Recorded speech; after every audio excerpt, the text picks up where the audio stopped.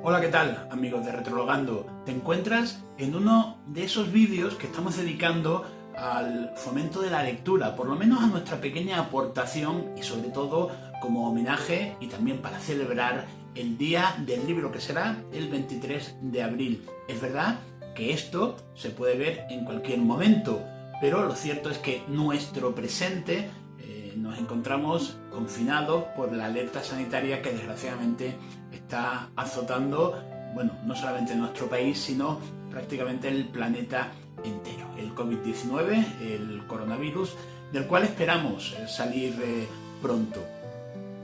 Como nos ha pillado en casa, y nunca mejor dicho, y creo que un libro puede ser una de las mejores compañías que podemos tener, pues para no salir, para intentar estar a gusto, para intentar pasar un rato agradable, ya no solamente porque nos tengamos que quedar dentro, porque tengamos que permanecer en nuestros domicilios, sino sencillamente para desarrollar nuestra imaginación. Así que muchas gracias de corazón a todos y comenzamos con el vídeo.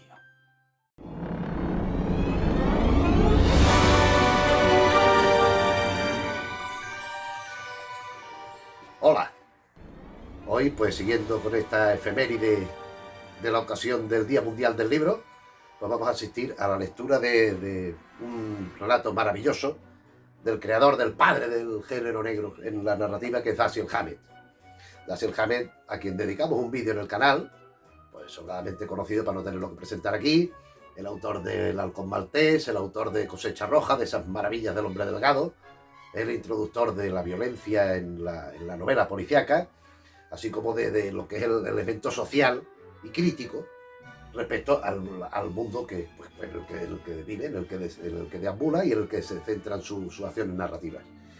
El relato elegido es El precio del delito, que aparece en esta edición, por ejemplo, de Debate, que tengo en la mano, y también, naturalmente, los cuentos completos, que ya comentamos en el otro vídeo, pero bueno, lo hemos sacado aquí. El precio del delito es un relato de su etapa de madurez, de su etapa intermedia, no es más pronto final que inicial, donde no encontramos a los personajes, a la gente de la Continental, por ejemplo, ni a Sam Spade, pero un relato que mantiene muchas de las claves que caracterizan a su novela negra, incluido el sarcasmo.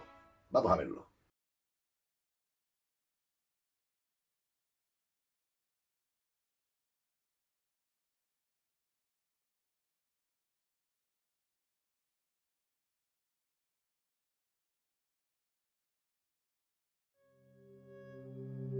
Dice jaleo y no pasará nada, dijo el hombre alto y de labio inferior protuberante. Y recuerda que cualquier cosa que diga, le había advertido el gordo del sombrero de paja, mientras que el resto de la advertencia se perdía entre los pliegues de su cuello fornido.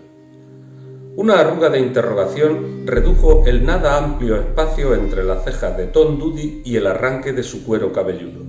Incómodo, carraspeó y preguntó: «¿Pero esto a qué viene?». El labio inferior protuberante montó sobre el superior al esbozar una sonrisa que suavizó la burla con cierta benevolencia. Deberías adivinarlo, pero no es ningún secreto. Te detenemos por el robo de $65.000 del Banco Nacional de Mari. Hemos encontrado la pasta donde la habías escondido y ya te tenemos. A eso viene, dijo el gordo. Tom Doody se apoyó en la sencilla mesa de la sala de visitas y posó su mirada redonda y pequeña sobre los ojos cansados de la mujer de mediana edad que trabajaba para el Morning Bulletin.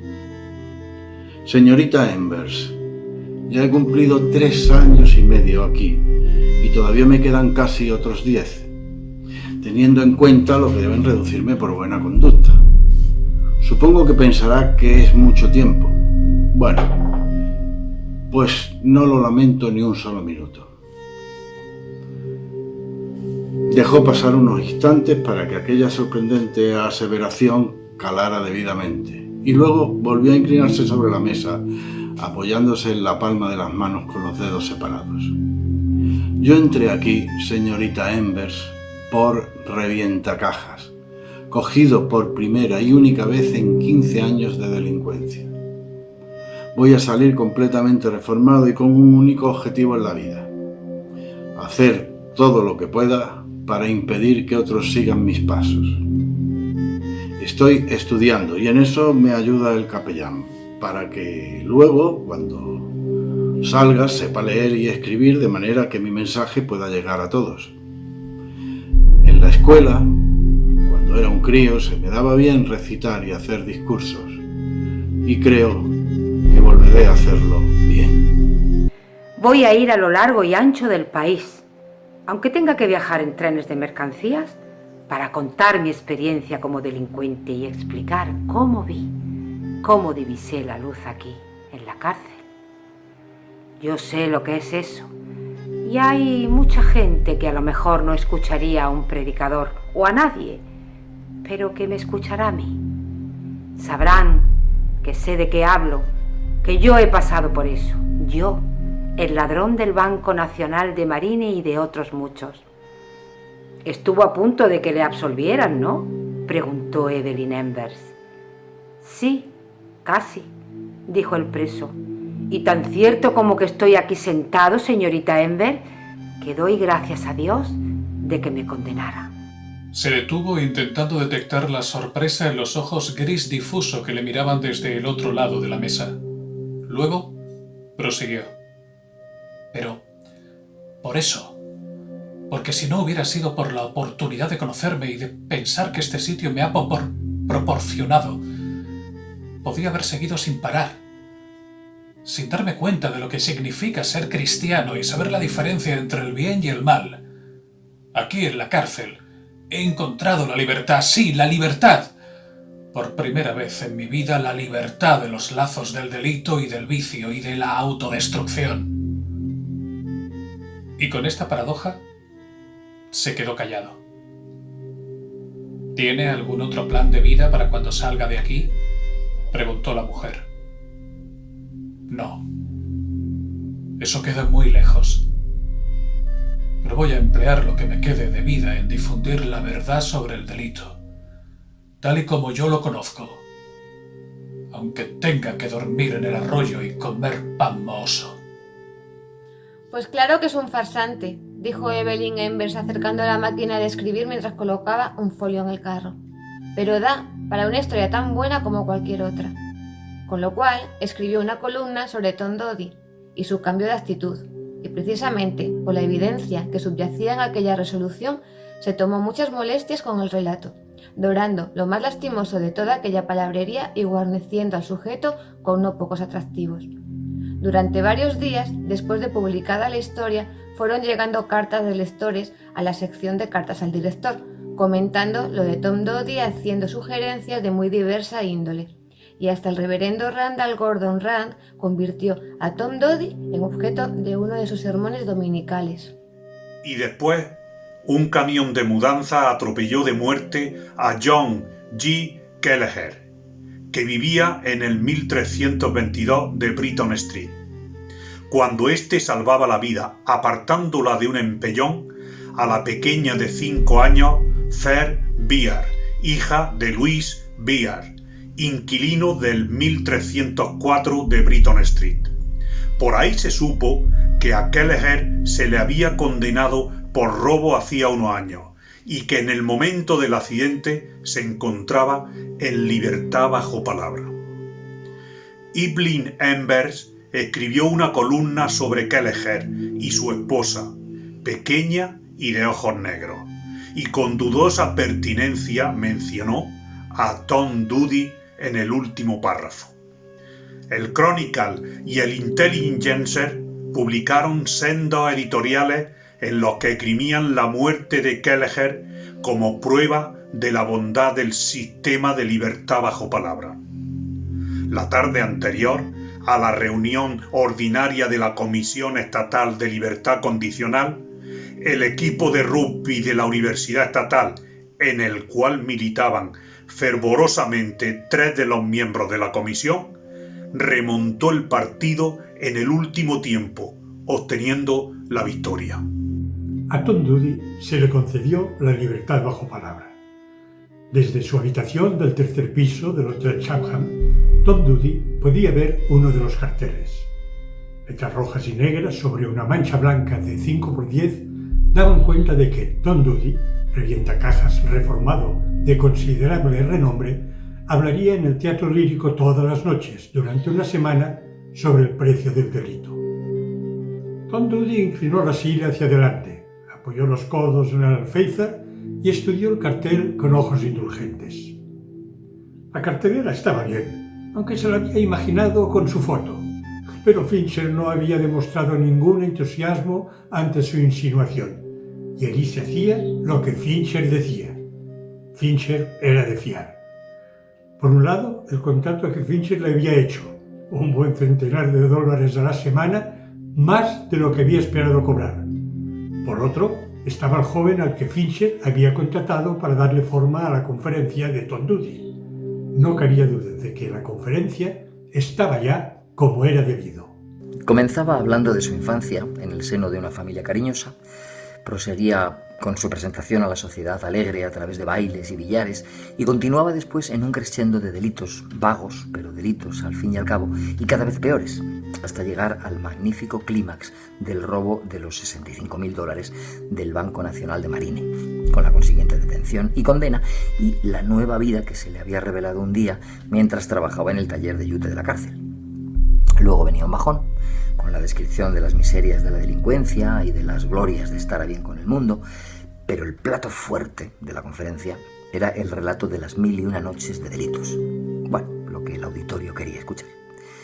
El joven, contratado para moldear y pulir el épico relato de Doody, había pedido hechos concretos, nombres y fechas, cantidades, sobre delitos anteriores, pero ahí se había plantado Tom Doody con el argumento de que semejante descripción permitiría que le detuvieran por delitos con los cuales la policía no había sido capaz de relacionarle hasta entonces, y en esto Fincher se había mostrado de acuerdo. La verdad era que no había delitos anteriores al robo del Banco Nacional de Marine y que esa condena inesperada era la única nota pintoresca en la vida de Tom Doody.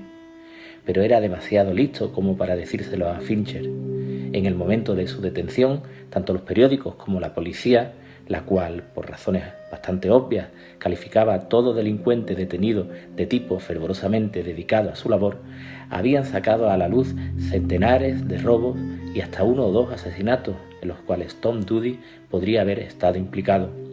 Doody tenía la impresión de que aquellas acusaciones sin fundamento habían contribuido a su condena, pero ahora todo aquel despliegue le resultaba valioso, como bien testimoniaba la cifra de su contrato. Como ladrón, sin más delito que un robo, hubiera resultado ser una pobre atracción en el estrado, pero con los laureles carmesíes sobre campo negro que policía y prensa le habían adjudicado, el asunto era harina de otro costal. Durante 1 año por lo menos, esos carteles rojos, negros y blancos le acompañarían donde quiera que fuese. Era el periodo que cubría su contrato, que a lo mejor podría renovar durante muchos más. ¿Y por qué no? La conferencia estaba bien y se sabía capaz de soltarla creíblemente. Había ensayado concienzudamente y Fincher parecía satisfecho de su discurso. Hombre, es posible que estuviera un tanto nervioso mañana por la noche al enfrentarse a su público por primera vez, pero aquello pasaría y pronto se sentiría cómodo con su nuevo juego. Allí había dinero, se habían vendido bastantes entradas, según decía Fincher. Quizá, al cabo de un tiempo, la puerta se abrió violentamente y Fincher, un Fincher al borde de la apoplejía y bien distinto del risueño y afable gerente del Comité Fincher de Conferencias Internacionales, entró en la habitación. ¿Qué ocurre?, preguntó Doody, teniendo buen cuidado de evitar mirar furtivamente a la puerta.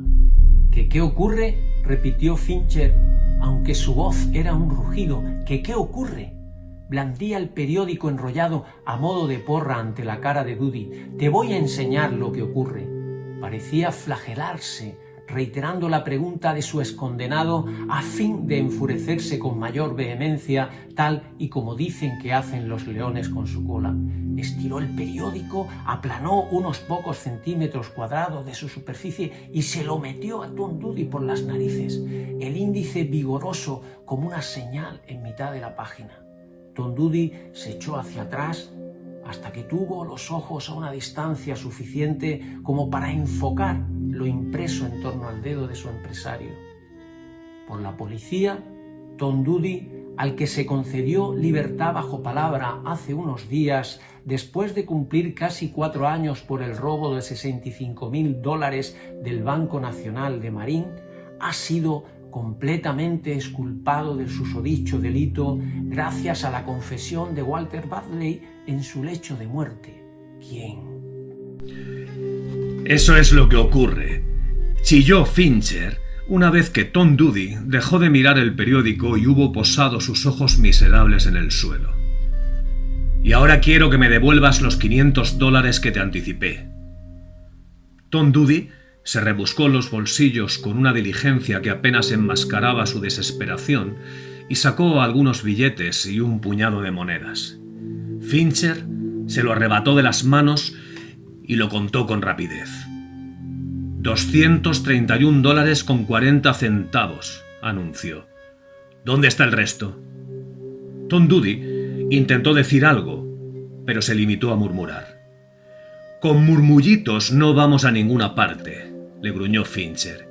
Quiero mis $500. ¿Dónde están? Es lo único que tengo, gimió Tom Doody. Me he gastado lo que falta, pero te devolveré hasta el último centavo si me das tiempo. Te daré tiempo, sucio ladrón. Vaya si te daré tiempo. Fincher se fue a grandes zancadas hacia el teléfono. Te voy a dar de plazo hasta que la policía se presente aquí. Y como no apoquines, conseguiré una orden de detención por obtener dinero con engaño.